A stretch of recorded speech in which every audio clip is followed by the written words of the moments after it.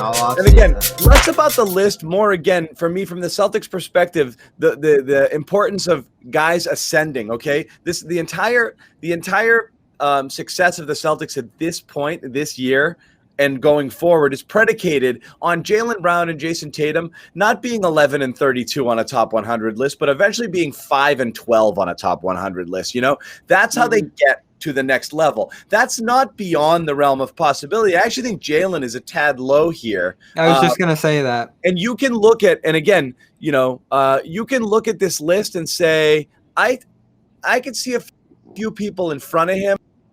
I'm going to pull, and I'll throw some names out here. I could argue Jaylen should be, you know, let's go for the guys immediately in front of him. Okay. He's at 32.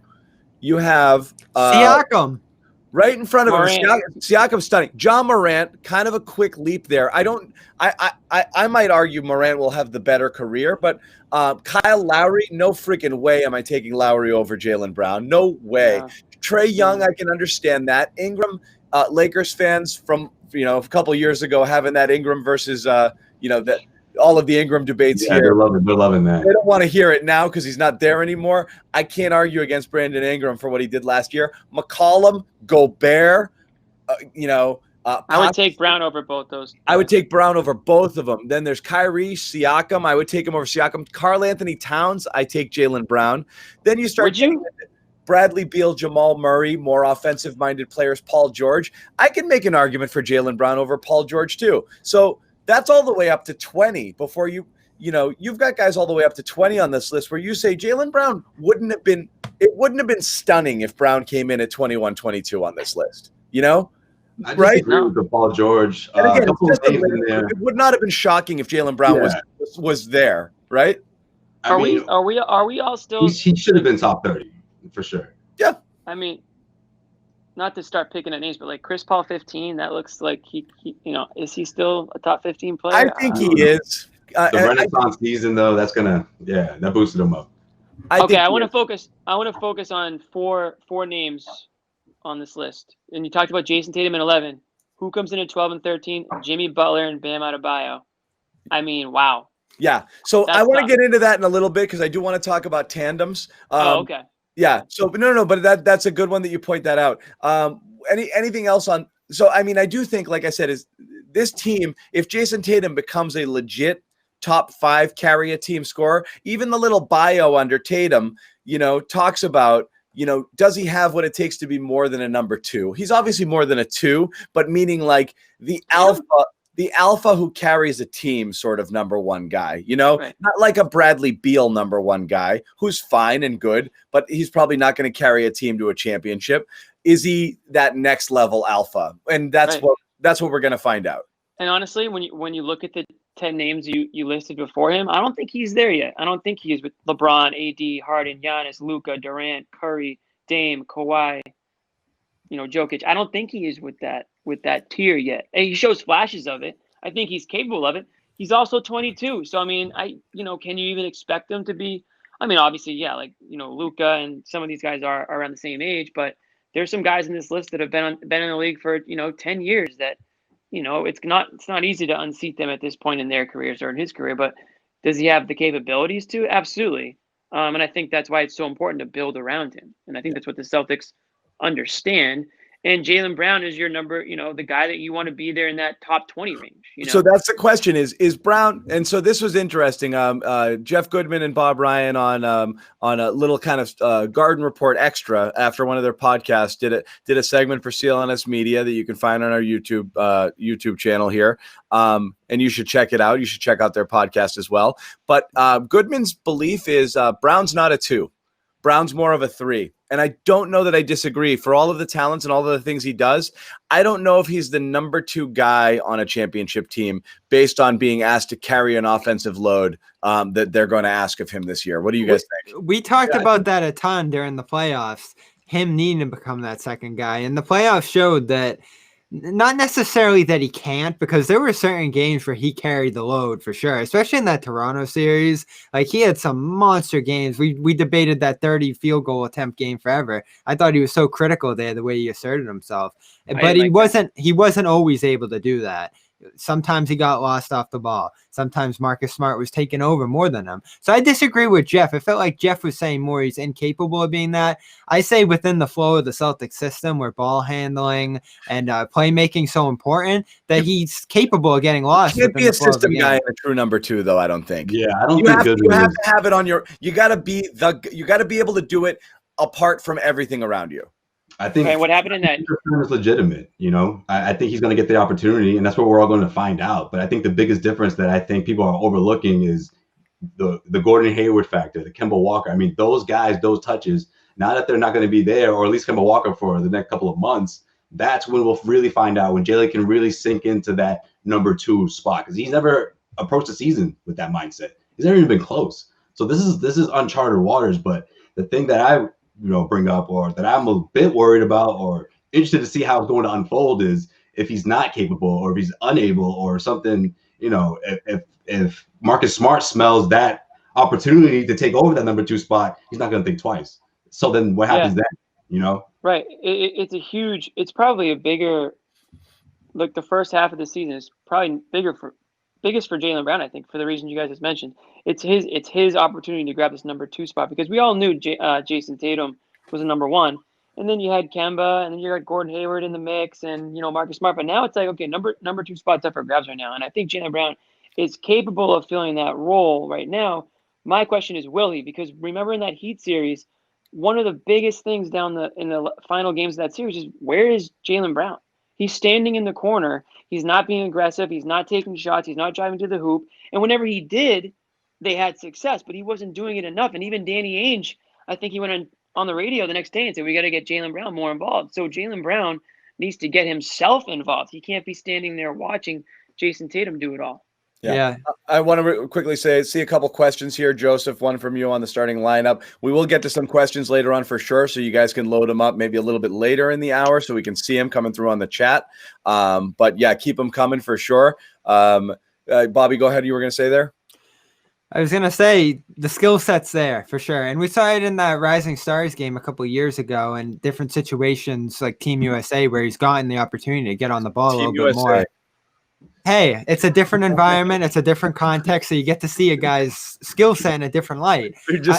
We're basing so much. Anyway, keep going. Well, I'm just saying the skill set's there. This guy, he was second to PJ Tucker in corner 3-point shooting. Across the board, I thought his 3 was phenomenal last year. He can get into the mid-range and hit a shot. And we know he's a great finisher. The LeBron dunk against LA last year. I want to say this about Brown too, though, because this is what I hate about the list too. Defense. So, like, if you have a defensive game changer, we talk about two-way players, even though everyone should be a two-way player if you're going to be great. He sets a tone defensively that fires up Boston's fast break, allows them to stay in games with players like LeBron James, some of the great wing players in this league. He's going to defend Kevin Durant on opening night or the second night whenever they're playing that game. He's going to be so instrumental what they do defensively that I think that levels you up in terms of your hierarchy on the team as well. Like when we think about the Celtics this year, they're going to be a defensive team, and he's going to be the centerpiece of what they do. Though, Bobby, he still jumps for ball fakes on defense. He's still, for all that his handle's improved, it's still just okay. At times it's great. At times his ability to go to the hole last year was such a game-changing thing, but it's still not. You want to know that when he's got the matchup, when he's got a guy that cannot stay in front of him, you give it to him on the wing and he should just go every time, you know? And there's not a lot of players that can stay in front of him. That's the thing. Not a lot. And that's the thing is that's all him having enough control to figure out the hesitation, the pullback to cross to, the threat of the pull up. You just have the guy on a string. That's the thing. It goes back to It goes back to the complexion of this offense. What's it going to look like? He's a predetermined move guy in his head. He's one of those guys that knows where he kind of has it set where he's going to do before he does it rather than feels the D.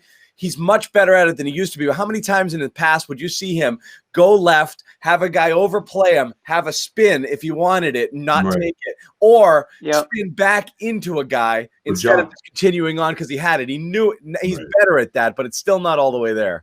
But it's in transition. I mean, that's the thing. And I think Kemba Walker, Gordon Hayward, these guys had a lot to do with that, pushing the tempo, pushing the ball up. How is he going to do in a half-court set, between him and Tatum and Smart. I mean, these are things that they're gonna have to figure out. But he in that sort of offense and Yeah. that sort of set where they're pushing the tempo. Maybe Jeff Teague is your temporary starter at the point, pushing the tempo, pushing the ball.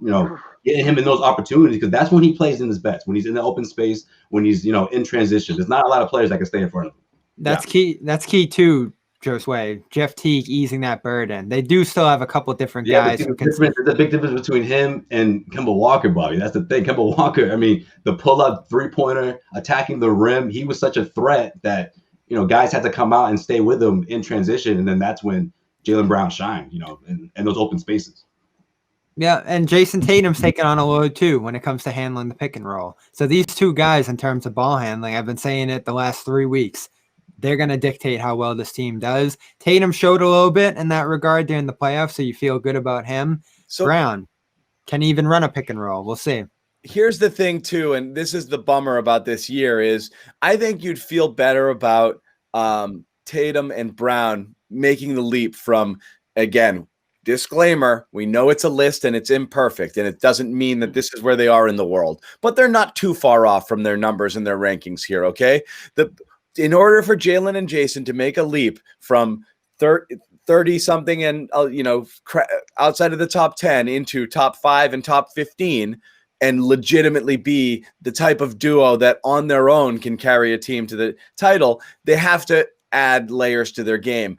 It's what sucks about this offseason is they're basically coming back as almost identical versions of themselves. You don't have time to hit the gym, to add, extra muscle, to, refine a particular part of your game that you really wanted to work on. You basically had enough time to decompress, go home, chill out, and then maybe start to ramp up conditioning workouts just to be able to get into training camp again. So I don't know how much of a different player they're going to see. Whatever natural evolution you get just over time, but they didn't have an off season to work on stuff. So I don't know how different anyone is going to be, unless, of course, I could see regressions. People who just, of course, massive regressions. People going in.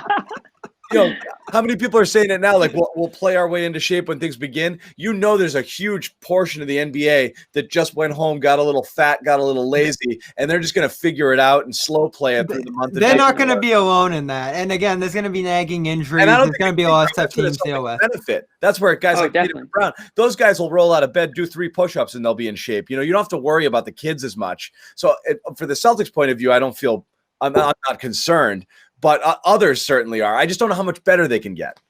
And I think the condition-wise, Celtics are going to be, I think, ahead of a lot of teams because of the amount of time they spent in the bubble. Now, maybe that means they're going to tire out or hit E on the gas tank sooner than other teams. But I don't think you're going to see a lot of players coming in out of shape like you might for some of the teams that didn't make the bubble or didn't go far in the playoffs.